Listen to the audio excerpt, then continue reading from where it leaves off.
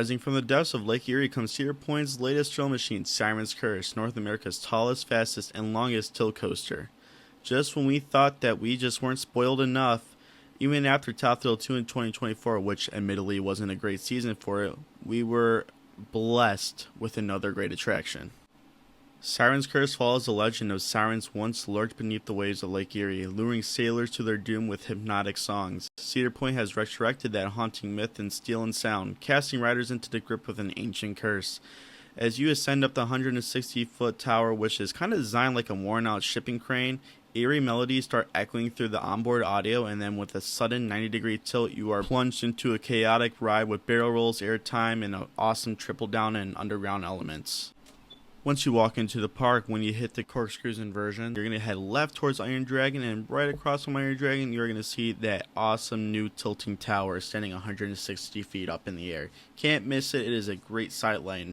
I felt before Sirens Curse it was kind of bare bones. Oftentimes they would have food trucks there. I know back in the old days they had these like monster truck rides, but Sirens Curse ultimately does look the best in the spot. I want to talk about the queue really quick because the atmosphere really does grab you. The queue kind of like winds through this abandoned shipyard, and it's completed with like rusted shipping containers, this like murky pond, kind of like this red color, and scattered debris that hints at like this long lost maritime disaster. So starting with the ride experience, you're going to go up this actually quite fast chain lift. This is not sped up.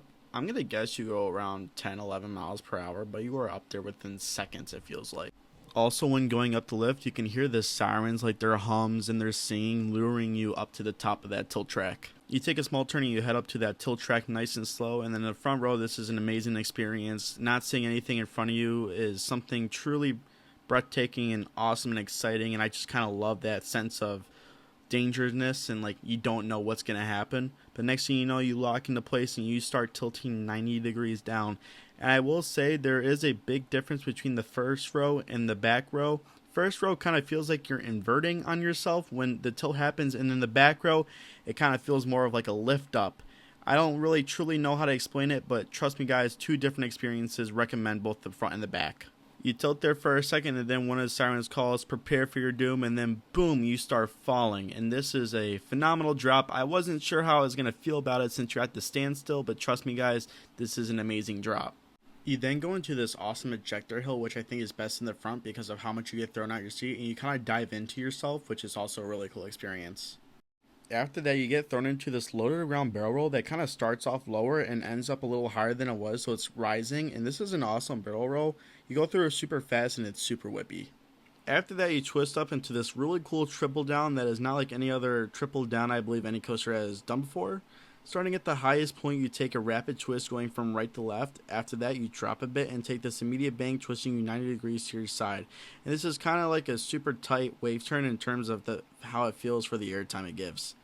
After that, you drop down into your final moment of the triple down, which is kind of like a traditional airtime pop, dropping you down into Cedar Point's first and only underground tunnel. Funny though, after the ride opened and when Cedar Point engineers were commenting on some of the questions they had for the ride, they said that this would be probably Cedar Point's first and only underground tunnel. Cedar Point is surrounded by water and has this very low water table. I'm not really sure on how deep it is, but it's pretty short, so there was a lot of measures that had to go in place for the tunnel to actually happen. I remember seeing the concept video last year when they first announced the ride, and I saw the underground tunnel, and I was really curious on how they were going to be able to make that happen. And I'm happy they were able to make that happen because I think it works really well. Next up is like this twisting airtime hill. It's kind of like this S-turn airtime hill. You rise up and quickly switch directions going back down. This was actually a big surprise for me. It's really a forceful element going back down. You pull some decent G's there, and I think I almost grayed out near the bottom of it. You're going to continue turning and twist up into this twisted airtime hill, go back down and twist into this second barrel roll that's on it. I like this better than the first one. I like the hang time and how you go through it a little slower, so personally, I think it's better than the first one. So this is kind of now where your final run of the ride starts to happen. You're going to twist into this sideways airtime hill, you're going to take a quick right turn, and you kind of go into these two consistent airtime hills. You're going to go up, you're going to continue right, and you're going to switch directions to the left. You're going to rise up to the next airtime hill, starting left, and then twisting to the right. And then you got a quick pop of air into the brake run. At the end of the day, Sirens Curse really did surprise me. Kind of before going into the ride, I was expecting it to place kind of like 5th or 6th possibly in the park. But after having at least more than 10 rides on this, I actually placed it third. I think Steel Vengeance and Maverick are both slightly a little bit better, but honestly, this thing surprised me like crazy. It's kind of like what you wanted Valraven to be. It's kind of like this mixture of B&M with the restraints and the tilt, and then like RMC with all the airtime moments that you get.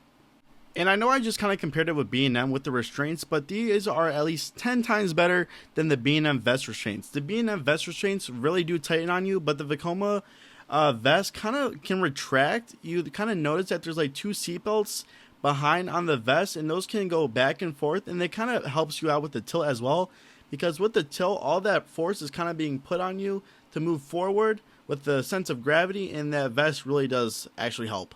Unfortunately, though, there are a few downsides with Sirens Curse. I want to talk about the capacity real quick. Sirens Curse currently has 2 trains. The ops have been doing really good with sending out trains. There have been times where I'm in the station and they're waiting for the next train to arrive in the station. Unfortunately, I wish this was a 3-train operated ride, because Cedar Point attracts millions of people each summer, and I really think they would have benefited with 3 trains.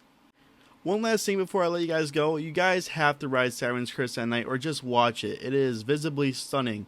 Sirens Curse has this LED package that syncs up with the ride. It has these like red and green textures going throughout the whole ride, and it is absolutely awesome to look at and awesome to ride at night. So adding everything up, Sirens Curse is almost a perfect ride. I'm going to give it a solid 9 out of 10. Sirens Curse seemed to surprise me in so many more ways than I thought it would. It's crazy that Cedar Point somehow was able to get this ride. I know it originally was not meant for them, but I am happy that they got it. You know, just leave it up for Cedar Point to absolutely surprise everyone by having 2 back-to-back spectacular roller coasters. So that's going to be the end of the video. If you guys enjoyed, make sure to like, comment, subscribe to see more content just like this. And this is Gavin in Productions, and we'll be seeing you later.